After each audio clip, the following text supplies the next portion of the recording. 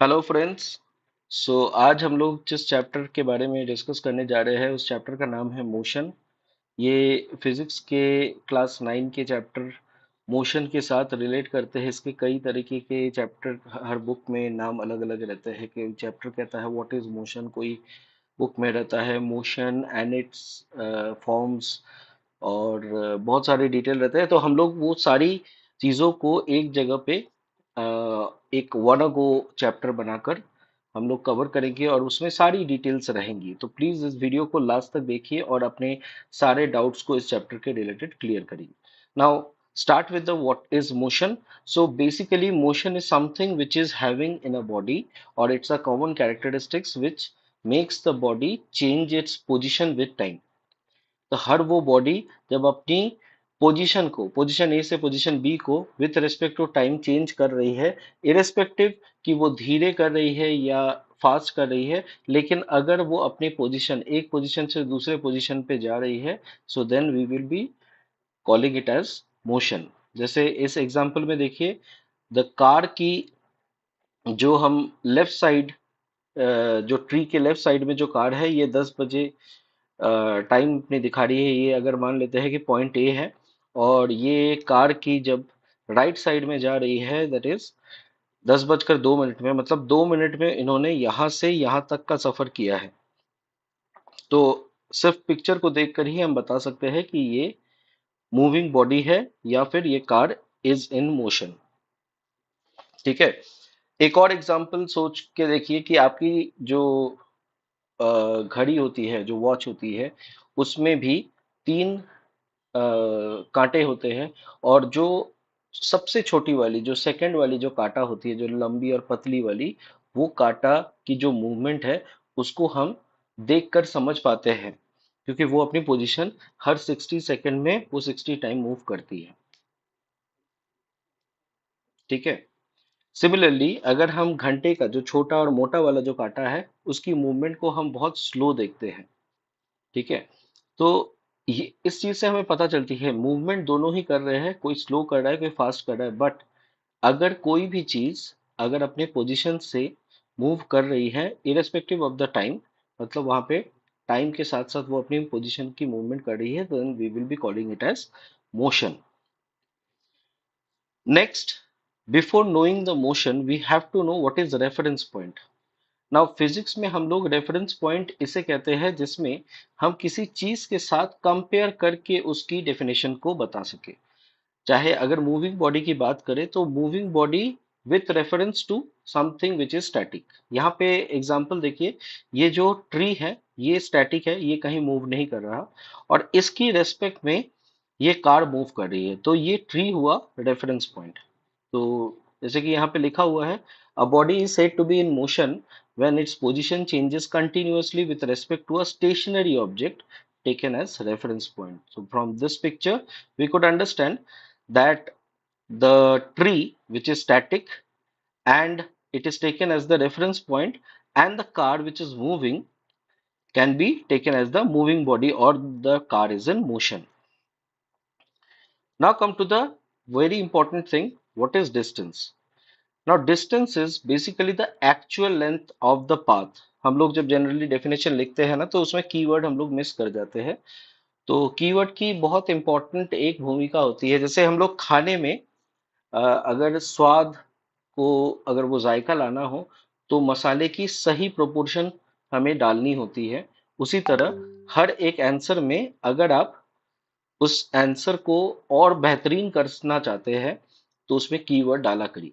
तो जैसे अगर डिस्टेंस की बात करें, तो the actual length of the path, actual length जो आपने ट्रैवल किया, जो वो बॉडी ने ट्रैवल किया, the actual length of the path covered by the moving body irrespective of the direction in which the body travels is called distance. तो कोई भी डायरेक्शन हो, कोई भी डिस्टेंस अगर एक्चुअली पाथ कवर किया है, तो उसको हम डिस्टेंस कहते हैं।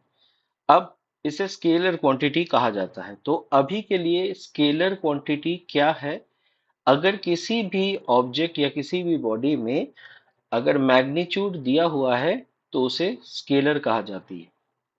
और अगर किसी ऑब्जेक्ट में या बॉडी में मैग्नीट्यूड के साथ डायरेक्शन, स्पेसिफिक डायरेक्शन दिया हुआ है, तो उसे हम वेक्टर कहते हैं। तो अगर कोई ऑब्जेक्ट, अगर सिर्फ उसमें सिर्फ मैग्नीट्यूड या वैल्यू दिया हुआ है 20 किलोमीटर, सो 20 किलोमीटर, एग्जाम्पल के तौर पे 20 किलोमीटर मीन्स कि 20 किलोमीटर उसने चली। अब किस तरफ चली, कहाँ चली, कितने दूर चली, एक ही जगह पे दोबारा चली कि नहीं, ये नहीं पता, तो इसको हम स्केलर क्वांटिटी ही कहेंगे क्योंकि उसमें वैल्यू दिया हुआ है। लेकिन अगर मैं कहूँ कि 20 किलोमीटर टुवर्ड्स द ईस्ट, तो अगर मैं ये कहूँ कि वो ईस्ट की तरफ 20 किलोमीटर चली है, तो इसका मतलब है कि वो ईस्ट के डायरेक्शन, मतलब स्पेसिफिक डायरेक्शन की तरफ मूव कर रही है, then that body is called to be as a vector quantity. हम लोग इसके बारे में भी डिटेल्स में पढ़ेंगे। लेकिन distance can never become zero. Distance हालांकि सिर्फ मैग्नीट्यूड है, तो ये नेगेटिव या जीरो नहीं हो सकता। अब केसेस वाइज केसेस समझते हैं। केस वन में जैसे यहाँ पे पॉइंट ए है और पूछा जा रहा है कि from point A two point A, मतलब यहां से यहां तक का सफर, मैं चाहे यहां से घूम कर आऊं या फिर यहां से घूम कर जाऊं, मतलब क्लॉकवाइज जाऊं या एंटी क्लॉकवाइज जाऊं, तो दोनों तरफ से ही डिस्टेंस क्या होगा। अगर मान लेते हैं कि हम लोग एंटी क्लॉकवाइज जा रहे हैं, तो पहले 4 किलोमीटर, फिर 5 किलोमीटर, फिर 2 किलोमीटर, फिर 1 kilometre, is equal to 4 kilometre, 5 kilometre, 9 kilometre, 2 kilometre, 11 kilometre and 1 kilometre, 12 kilometre. तो केस वन कह रहा है टोटल डिस्टेंस ट्रेवल्ड या फिर actual path from A to A is 12 kilometre. Case two की बात करें, अगर ए से बी सेम है, बी से सी, और यहाँ पे जैसे डी तक पूछा है तो यहाँ तक मुझे करना है, तो 4 + 5 + 2 मतलब 9 + 2 11 किलोमीटर। तो ये उसका डिस्टेंस कहता है। ठीक है, अब आते हैं डिस्प्लेसमेंट की बात। नाउ डिस्प्लेसमेंट एंड डिस्टेंस में फर्क इतना है कि डिस्प्लेसमेंट को चाहिए सिर्फ उसकी initial and the final position की डिफरेंस की डिस्टेंस। अगर आपने उसको पूछा कि टोटल जर्नी में यहां से यहां तक उसको कितनी डिस्टेंस ट्रेवल हुई है, जैसे इस केस में ए से लेके ए तक का सफर में उसे टोटल सबसे शॉर्टेस्ट डिस्टेंस कौन सा है, तो वो बताएंगे। तो the shortest distance traveled between initial and the final position of the body along with a specific direction, direction देने की जरूरत है डिस्प्लेसमेंट में क्योंकि ये वेक्टर क्वांटिटी है। Displacement can be equal to distance, distance के साथ इक्वल हो सकती है, पॉजिटिव हो सकती है, नेगेटिव भी हो सकती है और जीरो भी हो सकती है। तो पॉइंट ए से पॉइंट ए अगर इनिशियल और फाइनल वेलोसिटी एक ही पॉइंट में आ जाए, जैसे सर्कुलर मोशन हुआ या फिर हम कोई भी डिस्टेंस ट्रेवल किए, सीधा गए फिर उसी पॉइंट पे वापस आ गए, तो the net displacement becomes zero. अगर दूसरा केस लेते हैं, अगर मुझे ए से डी तक का सफर जाना हो, तो डिस्टेंस में हमने क्या किया था, 4 kilometre, 5 kilometre, 2 kilometre, that is 11 kilometre. लेकिन डिस्प्लेसमेंट अगर निकालनी हो, ये 11 किलोमीटर नहीं, ये थोड़ा सा गलत है। ये ए से डी मतलब यहां से यहां तक का सफर, that is only 1 kilometre. So displacement will be only 1 kilometre. Clear. Now the next part is the uniform motion. अब देखो यूनिफॉर्म का मतलब क्या है। जब हम लोग स्कूल में ड्रेस कोड हमारी जो रहती है, हम उसी को फॉलो करते हैं, सब बच्चे एक तरीके की ड्रेस पहनती है, तो उसको कहा जाता है यूनिफॉर्म। सिमिलरली यूनिफॉर्म कोई आर्मी या पुलिस वालों को आप देखेंगे तो वो अपने अपने जो टोटल यूनिफॉर्म में रहते हैं, तो सारे लोगों को एक जैसे ही लगते हैं। मतलब यूनिफॉर्म का मतलब है जो एक तरीके की चीज हर लोग करे, उसे यूनिफॉर्म कहा जाता है। तो हर वो मोशन में अगर हम यूनिफॉर्म शब्द को लगा रहे हैं, तो यूनिफॉर्म शब्द का मतलब होता है एक जैसा कुछ। तो a body when travels equal distance and equal interval of time is called uniform motion। अगर वो हर वो इंटरवल ऑफ टाइम में, हर एक सेकंड में वो जितने किलोमीटर या जितने मीटर जा रहे हैं, जितना डिस्टेंस वो कवर कर रहे हैं, वो हर मीटर, हर मिनट में, हर सेकंड में उतना ही अगर कवर करे, तो उसे कहा जाता है the body is in uniform motion. Example अगर देखें, a car running at a constant speed of 10 kilometre per our will cover an equal distance of 10 kilometre in every hour। अगर वो constant speed 10 kilometre per our की speed ले रहा है, तो हर वो 10 किलोमीटर 1 घंटे में ही पहुंचेगा। जैसे 10 बजे उसने 60 किलोमीटर में था, 11 बजे 70 किलोमीटर में है, 11:30 मतलब हाफ एन आवर में अगर 1 घंटे में 10 किलोमीटर जा रहा है तो हाफ एन आवर में 5 किलोमीटर जाएगा, तो ये हाफ एन आवर में 75 किलोमीटर गए हैं। तो मतलब ये अगर हम देखें तो इसकी हर वो टाइम के हिसाब से ये अपनी स्पीड को कांस्टेंट रखे हुए है या यूनिफॉर्म रखा हुआ है। सो होप यूनिफॉर्म मोशन आपको समझ में आई। अब आते हैं नॉन यूनिफॉर्म मोशन। मतलब ठीक इसका ऑपोजिट होगा, unequal distance and equal interval time. Equal interval, एक चीज को हम स्टैटिक लेते हैं, इंटरवल ऑफ टाइम जो है वो स्टैटिक है, लेकिन इसकी जो स्पीड है या डिस्टेंस जो वो ट्रैवल कर रहे हैं वो अलग अलग है। तो इसका मतलब है ये नॉन यूनिफॉर्म मोशन में है। नॉन यूनिफॉर्म मोशन को हम और एक नाम से बुलाते हैं, उसको कहा जाता है एक्सीलरेटेड मोशन। अगर वो बढ़ रही है स्पीड, अगर पहले 10 किलोमीटर, फिर 20 किलोमीटर, फिर 30 किलोमीटर ऐसे करके बढ़ रही है, तो उसे एक्सीलरेटेड मोशन कहते हैं। और अगर 30 किलोमीटर, 20 किलोमीटर, फिर 10 किलोमीटर ऐसे करके स्पीड आ रही है, तो उसको हम डी एक्सीलरेटेड मोशन कहते हैं। जैसे आपने देखा होगा, एक स्टेशन से जब एक ट्रेन छूटती है तो वो धीरे धीरे अपनी स्पीड को बढ़ाती है, और फिर जब वो अपनी स्टेशन तक पहुंच रही है तो वो धीरे धीरे अपनी स्पीड को घटा रही है। तो एक स्टेशन से जब वो ट्रेन निकलती है तो उसकी स्पीड होती है एक्सीलरेटेड मोशन, और जब वो किसी स्टेशन के तरफ जा रही है, रुक रही है, तो वो धीरे धीरे स्पीड को रोकती है या रिड्यूस डाउन करती है, तो उसको डी एक्सीलरेटेड मोशन कहा जाता है। एग्जाम्पल के तौर पे देखिए, 10 बजे वो 60 किलोमीटर था, 12 बजे मतलब 2 घंटे में उसने सिर्फ 10 किलोमीटर किया कवर। फिर 1 बजे उन्होंने 90 किलोमीटर कवर किया, और 2 बजे फिर 100 किलोमीटर कवर की, और 3 बजे 130 किलोमीटर कवर की। तो आप समझ सकते हैं, कभी ये स्पीड बढ़ा रहे हैं, कभी स्पीड को घटा रहे हैं, तो इसे कहा जाता है नॉन यूनिफॉर्म मोशन। अब आते हैं एक जनरल टर्म स्पीड। स्पीड जो हम लोग जनरली यूज करते हैं इन आवर डेली लाइफ, कि किसी कार की आपकी स्पीड कितनी है या स्पीड को कम करो, या ये जो रिलेटेड हम लोग टर्म को यूज करते हैं स्पीड के बारे में थोड़ा सा डिटेल में समझ ले।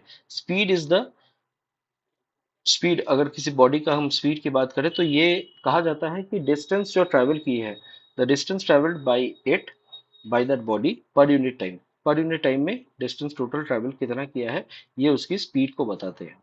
ऐसा यूनिट स्पीड का क्या है, मीटर पर सेकेंड। इसे ध्यान दे रखना, speed is equal to distance by time, और इसकी जो एसआई यूनिट है ये मीटर पर सेकेंड है। इसे हम किलोमीटर पर आवर में भी निकाल सकते हैं हायर वैल्यू के लिए। या अगर कोई कन्वर्शन क्वेश्चन हो कि सेंटीमीटर में दिया है, तो पहले हम उसे कन्वर्ट करेंगे मीटर के साथ सेकंड एंड किलोमीटर के साथ आवर। इसके अलावा कुछ नहीं होता। अगर सेंटीमीटर दिया हुआ है उसके नियर बाई मीटर में हमें कन्वर्ट कर लेनी होंगी, या फिर क्वेश्चन जो डिमांड कर रही है उस हिसाब से हमें कन्वर्शन करके फिर उतरना होगा। जब हम लोग क्वेश्चन को सॉल्व करेंगे बिल्कुल हम इस चीज पे बात करेंगे। अब स्पीड में जनरली डिस्टेंस की बात कर रही है, डिस्टेंस स्केलर क्वांटिटी है, तो बेसिकली स्पीड भी स्केलर क्वांटिटी ही होगी। इंस्ट्रूमेंट की बात करें, अगर मुझे इंस्टंटेनियस स्पीड, या अभी इस वक्त उस बॉडी की स्पीड कितनी है, अभी इस टाइम पे बॉडी की स्पीड कितनी है इंस्टेंट में, तो इंस्टंटेनियस स्पीड अगर हमें निकालनी हो तो हम स्पीडोमीटर का इस्तेमाल करते हैं। उसी तरह अगर मुझे टोटल डिस्टेंस कवर की है, आप किसी भी बाइक में, कार में आप देखना, जब कोई सेकंड हैंड बाइक या कार खरीदने जाते हैं तो वो ये सवाल जरूर पूछती है ये कार कितनी कितनी दूर चली है। तो टोटल डिस्टेंस जो कवर होते हैं उसको ओडोमीटर से मेजर किया जाता है, और इससे हमें पता चलती है कि टोटल डिस्टेंस कितने किलोमीटर में कवर की है। स्पीड के बाद आती है व्हाट इज एवरेज स्पीड। अब बचपन में हम लोग मैथ्स में एवरेज निकाले होंगे। अगर जैसे एक क्लास में 10 बच्चे हैं और इनके भिन्न उनके वेट है, किसी का मान लीजिए 40 किलो है, किसी का 50 किलो, किसी का 60 किलो, और ऐसे 10 बच्चे हैं, तो हम क्या करते हैं, सारे बच्चों का एज को, सारे बच्चों की जो वेट है उसको ऐड करते हैं और 10 से डिवाइड करते हैं, तो हमें एक ऐसा वेट निकल के आता है जिसे हम कहते हैं the average weight of that particular class. उसी तरह एवरेज स्पीड का मतलब है कि एक पूरी जर्नी में एक कार हो सकता है कि अपनी डेस्टिनी में पहुंचा हो इस टाइम पर, और डेस्टिनी सोर्स से निकला हो किसी एक टाइम पर, और उसने इतना डिस्टेंस कवर किया, चाहे वो बीच में स्पीड को एक्सेलरेट किया हो, डी एक्सेलरेट किया हो, स्लो किया हो, फास्ट किया हो, वो नजरअंदाज करके हमें अगर एवरेज स्पीड निकालनी हो तो टोटल डिस्टेंस जो उसने ट्रेवल किया है और टोटल टाइम से अगर हम डिवाइड करेंगे तो हमें एवरेज स्पीड निकल कर आएगी। तो definition wise it is the total distance travelled divided by the total time taken to cover the distance. So mathematically average speed का मतलब है total distance travelled by total time taken. जैसे example यहाँ पे थोड़ा सा सिंप्लीफाई मैंने किया है। If average speed of a body is 20 kilometre per hour it means that it has covered the total distance and an average speed of 20 kilometer per hour, but throughout its journey the instantaneous speed can be vary। हो सकता है बीच में 30 kilometre per our की speed में हो, कभी 5 kilometre per our की speed में आ गई हो, कभी 20 किलोमीटर पर आवर की जगह 25 किलोमीटर में हो या 15 किलोमीटर में हो। तो ये अप डाउन वो बीच में कर सकते हैं, लेकिन फाइनली जब वो अपनी डेस्टिनी पर पहुंचे और जो टोटल डिस्टेंस बाय टाइम को डिवाइड करे तो वो 20 होना चाहिए। तो that is called the average speed. Next is uniform speed. Similarly मैं जैसे यूनिफॉर्म मोशन को मैंने समझाया था, यूनिफॉर्म स्पीड का मतलब है the body travelled equal distance and equal interval of time is called uniform speed. A car moving at a uniform speed of 60 kilometre per our, इसका मतलब है कि वो 30 किलोमीटर पर आवर 30 मिनट में चलेंगे, 15 किलोमीटर 15 मिनट में चलेंगे and so on. तो इसे कहते हैं यूनिफॉर्म स्पीड। अब जो मेन इंपॉर्टेंट स्पीड के साथ जिसको हम कंपेयर करते हैं और जनरली क्वेश्चन वेलोसिटी की ही होती है। तो वेलोसिटी क्या है? Velocity of a body is the distance travelled bye it per unit time. Distance travelled bye a body per unit time का मतलब होता है वेलोसिटी। वेलोसिटी सिमिलरली जैसे डिस्टेंस ट्रेवल्ड बाय टाइम होता था स्पीड में, वेलोसिटी में displacement travelled by the time per unit time is called velocity. ऐसा यूनिट सेम है, मीटर पर सेकंड है। डिस्प्लेसमेंट है इसलिए वेक्टर क्वांटिटी है। अब देखिए दोनों में डिफरेंस क्या है, जो कि मैंने पहले भी कहा था, स्पीड सिर्फ मैग्नीट्यूड को दिखाती है तो इसके लिए इसे स्केलर क्वांटिटी कहा जाता है, और वेलोसिटी मैग्नीट्यूड के साथ साथ स्पेसिफिक डायरेक्शन को भी दिखाता है। अब हमारे न्यूमेरिकल क्वेश्चन में हमेशा आप देखेंगे कि स्पीड की इस्तेमाल की जाती है, the word speed, but basically वो इंडिकेट करते हैं वेलोसिटी को। क्यों? क्योंकि स्पीड की जो वर्ड है ना, ये बहुत डेली यूजेबल वर्ड है, हम लोग स्पीड को समझ लेते हैं, लेकिन आप इसे इंडिकेट करिएगा as a velocity in terms of numerical solving. ठीक है। अब आते हैं यूनिफॉर्म वेलोसिटी। नाम से पता चल रहा होगा यूनिफॉर्म है तो कुछ एक जैसा ही होना चाहिए। तो body when travel in a specific direction, ये कीवर्ड है specific direction in a straight line. ये स्ट्रेट लाइन की बात कर रहे हैं, सर्कुलर मोशन नहीं। If a body is travelling in a straight line in a specific direction and moves equal distance and equal interval of time। अब देखो एक चीज नोटिस करना, यूनिफॉर्म में equal distance equal interval of time ये common है। Velocity है तो स्पेसिफिक डायरेक्शन एक कीवर्ड लगा दिए। स्ट्रेट लाइन की बात कर रहे हैं क्योंकि सर्कुलर मोशन में हर टेंजेंट पॉइंट पे डायरेक्शन चेंज होती रहती है, तो वो नॉन यूनिफॉर्म होगी, हम आगे देखेंगे। जैसे ये कार है, ये 60 किलोमीटर स्पीड पे है, ये पेड़ के पास भी जब आई तो भी 60 किलोमीटर पर आवर की स्पीड पे है, तो जनरली इसे हम लोग यूनिफॉर्म वेलोसिटी कहते हैं। नॉन यूनिफॉर्म वेलोसिटी का मतलब है either speed is not constant, direction is same, straight line में ही, जो कि ये एग्जांपल है। एक और एग्जांपल होता है कि स्पीड कांस्टेंट है लेकिन डायरेक्शन इज चेंजिंग। जैसे सर्कुलर मोशन में, कार जब सर्कुलर मोशन में जाती है तो सर्कुलर मोशन में क्या होता है, हर टेंजेंट में, हम लोग आगे देखेंगे, हर टेंजेंट में इसकी डायरेक्शन को चेंज किया जाता है। तो जब भी डायरेक्शन चेंज होती है तो वो टोटलिटी में, वेलोसिटी में भी चेंजेस आ जाती है, तो इसीलिए उसे नॉन यूनिफॉर्म वेलोसिटी कहा जाता है। तो याद रखिएगा, ये दो पैरामीटर, ये दो कंडीशन है जिसमें एक यूनिफॉर्म वेलोसिटी को हम लोग नॉन यूनिफॉर्म कह सकते हैं, आइदर वो स्पीड चेंज होगी या फिर उसकी डायरेक्शन चेंज होगी। Next is the average velocity. If the velocity of the body always changing but changing at an uniform rate the acceleration of the motion, then average velocity is given by arithmetic mean of initial velocity and the final velocity of the given time। So average velocity है क्या? Again the word average, velocity मतलब है initial जो start velocity था और जो and velocity है, इन दोनों का summation divide by two is called the average velocity. Average आपको पहले भी पता होगा, एवरेज का मतलब होता है कोई जितने भी ऑब्जेक्ट है उसकी value divide by number of object is called the average. तो यहाँ पे हमने दो वैल्यू लिए हैं, एक इनिशियल वेलोसिटी एक फाइनल वेलोसिटी, और उसको डिवाइड बाय टू किए तो एवरेज वेलोसिटी निकल आया।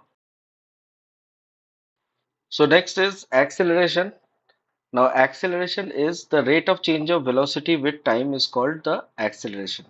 Acceleration की SI यूनिट जो है वो मीटर पर सेकंड स्क्वायर है, और इसकी जो मैथमेटिकल फॉर्मूला है वो है rate of change of velocity by time is called the acceleration. Now एक ही टर्मिनोलॉजीज है, इसीलिए हम इसे एक ही स्लाइड में ही कवर कर रहे हैं। यूनिफॉर्म एक्सेलरेशन सेम जैसे यूनिफॉर्म मोशन है, इसमें एक्सेलरेशन में यूज होगी। स्ट्रेट लाइन ट्रेवल करेंगे, इक्वल इंटरवल से वेलोसिटी इंक्रीज होगी, इक्वल अमाउंट से इक्वल इंटरवल ऑफ टाइम में, तो यूनिफॉर्म एक्सेलरेशन है। अनइक्वल अमाउंट में इक्वल इंटरवल ऑफ टाइम में नॉन यूनिफॉर्म एक्सेलरेशन है। रिटार्डेशन ये भी एक तरीके का एक्सेलरेशन ही है लेकिन नेगेटिव में। जब वेलोसिटी डिक्रीज हो रही है तो उसे हम लोग रिटार्डेशन कहते हैं। एग्जाम्पल समझ लेते हैं, एक ट्रेन एक स्टेशन से निकलकर दूसरे स्टेशन की तरफ जा रही है तो वो अपनी स्पीड को धीरे धीरे इंक्रीज करेगा, उसे क्या कहते हैं, एक्सेलरेशन कहते हैं। जब वही ट्रेन धीरे धीरे स्पीड को स्लो करती है, जब वो टुवर्ड्स द स्टेशन स्टेशन घुस रही है तो करती है, तो उसको कहा जाता है रिटार्डेशन। बस इतना ही है रिटार्डेशन में। अब एग्जाम्पल केस वाई केस समझते हैं। केस वन जिसमें इनिशियल वेलोसिटी जीरो है कार की, देखो ये दो कार है, एक स्टार्ट कार है, एक डिस्टेंस ट्रेवल कर रहा है और एक स्टॉप कार है। मतलब यहाँ से सोर्स से गाड़ी चली, गाड़ी डिस्टेंस कवर की, स्पीड ली और डेस्टिनी पहुंची, तो स्टार्ट एंड स्टॉप। अब केस वन में क्या है, इनिशियल वेलोसिटी क्या है, गाड़ी जब स्टार्ट की तो 0 किलोमीटर, फाइनल वेलोसिटी 25 किलोमीटर। तो इन दोनों केसेस में देखेंगे यहाँ से यहाँ तक का सफर में उसे 1 घंटा लगा है, 10 बजे से 11 बजे। एक्सेलरेशन क्या है, क्या कहा था कि final velocity minus initial velocity, final velocity यहाँ पे क्या है 25 किलोमीटर है पर आवर है, और इनिशियल वेलोसिटी क्या है 0 किलोमीटर पर आवर है, टाइम कितना लगा है 1 किलोमीटर। तो एक्सेलरेशन क्या होगा 25 - 0/1, तो that is 25 kilometre per hour square, this is called the acceleration. Case two, यही गाड़ी 25 किलोमीटर से यहाँ तक 11 से 12 बजे ये पहुंच गए अपनी डेस्टिनी में, तो यहाँ पर इनिशियल वेलोसिटी कितना था 25 किलोमीटर पर आवर था, फाइनल वेलोसिटी कितना था 0 किलोमीटर पर आवर था। तो टाइम टेकन यहाँ से यहाँ तक में 1 घंटा, एक्सेलरेशन क्या हुआ 0 - 25/1, तो ये -25 किलोमीटर पर आवर, सॉरी यहाँ पे स्क्वायर होगा, ये मैंने स्क्वायर डिनोट नहीं किया है, -25 किलोमीटर पर आवर ये स्क्वायर होगा।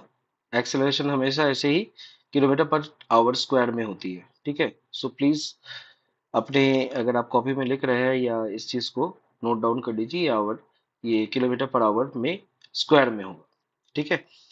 The next case is equation of motion, ये बहुत जनरल इक्वेशन है जो यूनिफॉर्मली मोशन में हम लोग या यूनिफॉर्म एक्सेलरेशन में यूज करते हैं। ये तीन इक्वेशन है, तीन वेरिएबल जो वैल्यूज है, जो टर्मिनोलॉजीज इसकी है, जैसे v है, v को हम फाइनल वेलोसिटी कहते हैं, u है इसे इनिशियल वेलोसिटी कहते हैं, a है एक्सेलरेशन कहते हैं, t है टाइम को कहते हैं, और s है डिस्प्लेसमेंट को कहते हैं। तो अगर मुझे डिस्प्लेसमेंट निकालनी हो तो ये दो इक्वेशन आपको हेल्प करेंगी। अगर यहाँ पे हमेशा ही क्वेश्चन में क्या होता है, इन पांच पैरामीटर में से आपको कोई तीन या चार पैरामीटर दे देते हैं और चौथा या पांचवा पैरामीटर आपको निकालना होता है। तो ये दो पैरामीटर आपको हमेशा हेल्प करेंगे इस तरीके से कि आप ये इक्वेशन से जो पैरामीटर आपको निकालनी हो वो आप निकाल पाए, ठीक है। ग्राफिकली थोड़ा सा चीजों को समझते हैं। ग्राफिकली रिप्रेजेंटेशन मोशन, अगर हम एक्स एक्सिस में डिस्टेंस को रखे हैं, वाई एक्सिस में हम टाइम को रखे हैं, तो इसे कहा जाता है डिस्टेंस और टाइम ग्राफ। तो स्पीड की जो फॉर्मूला है वो डिस्टेंस बाय टाइम है। अब देखिए अगर uniform motion, so last part में हम लोग कुछ चीजें छूट गई थी हमारे से ये टेक्निकल इशू के कारण, और एक छोटा सा टॉपिक जो अभी तक बची हुई है वो है ग्राफिकल रिप्रेजेंटेशन ऑफ मोशन। बहुत सिंपल सा टॉपिक है, ग्राफ से हम लोग कैसे किसी वैल्यू तक कंक्लूड कर सके। जैसे आप स्क्रीन पे देख पा रहे हैं डिस्टेंस टाइम ग्राफ। तो डिस्टेंस टाइम ग्राफ में ऐसे ग्राफ होते हैं जिसमें डिस्टेंस दी रहती है, टाइम दी रहती है, और अगर वो यूनिफॉर्म स्पीड को फॉलो करी है तो it will be a straight line. और जैसे कि आप जानते हैं कि अगर कोई स्ट्रेट लाइन हो और it's a right angle triangle, तो अगर मुझे ये डायगोनल को निकालना हो तो it will always be the slope और the gradient will be the perpendicular by base. तो यहाँ पे परपेंडिकुलर क्या है, ए बी है, ओ सी है, सो ए बी, एंड बेस है ओ बी है, ए सी है, सो ओ बी। तो इस तरीके से हम लोग स्पीड को निकाल सकते हैं। अगर नॉन यूनिफॉर्म हो तो ये कुछ कर्विलिनियर पोजीशन का होता है, इससे कोई न्यूमेरिकल्स कुछ नहीं मिलेंगे आपको, क्योंकि this is beyond the scope of our syllabus. लेकिन इस तरीके की ग्राफ अगर दिखे तो आप समझ लीजिए वो नॉन यूनिफॉर्म मोशन या स्पीड है। सिमिलरली अगर स्पीड रिमेन कांस्टेंट है, मतलब कोई एक वैल्यू पे, अगर जैसे मान लीजिए ये वैल्यू जो है ये 20 किलोमीटर पर आवर की स्पीड में जा रही है, और ये कंटिन्यूअस 20 किलोमीटर पर आवर की स्पीड में जा रही है इरेस्पेक्टिव ऑफ टाइम, 1 घंटा 2 घंटा 3 घंटा जितने भी है 20 किलोमीटर पर आवर की स्पीड में ही कॉन्स्टेंटली मूव कर रही है, तो ये एक इस तरीके की ग्राफ बनती है जिसके अंदर ये वाली जो एरिया है इसे हम डिस्टेंस कहते हैं या डिस्प्लेसमेंट कहते हैं। तो डिस्टेंस ट्रेवल्ड कैसे निकालेंगे, rectangle of this, sorry, area of this rectangle. तो एरिया ऑफ रेक्टेंगल का मतलब है बी सी बाई ओ सी, और ओ ए बाई ओ सी। तो O A into O C is equal to the distance travelled in this constant speed time graph. इसी तरह और कुछ ग्राफ है स्पीड टाइम ग्राफ की। जैसे ये स्पीड है यूनिफॉर्म रेट में, अगर यूनिफॉर्म एक्सेलरेशन कर रही है तो स्पीड कुछ ऐसा होगा। अगर रिटार्डेशन है तो ये डाउनवर्ड की तरफ होगा।